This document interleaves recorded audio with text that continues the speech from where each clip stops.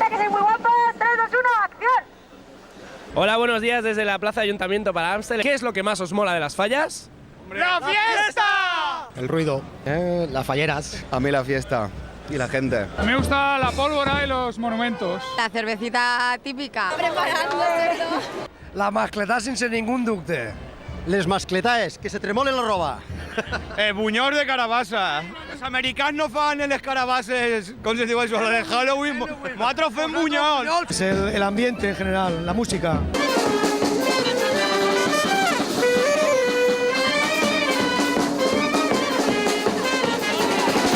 Seguimos aquí antes del comienzo de la mascletá con nuestros amigos de Amstel. Y ahora la pregunta del día es, ¿qué es lo que más os mola de las fallas? Por supuesto, la mascletá. La charanga de Amstel. ¡Mareo! ¿Qué? ¡Mareo, tío! ¿Qué? ¿Traes 50T?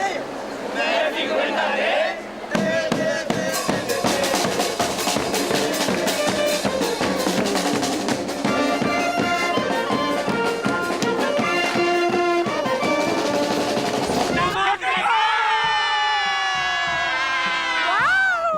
¡Camarero! ¡Sí! ¡Una de pipas para el pájaro!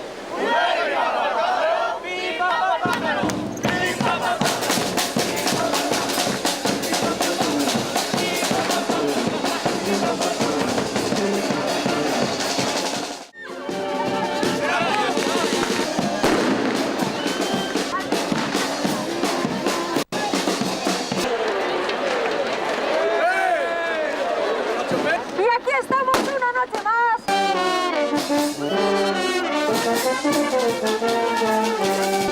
Vale, pequeñas, cariño mío. ¡Lo mío siempre mola más! Lo tuyo siempre mola más. ¡A tope!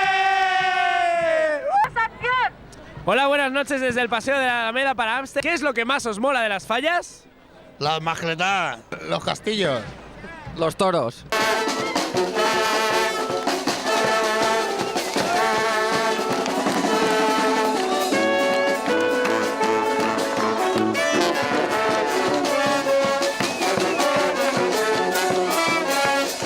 ¿Y qué es lo que más os mola de las fallas?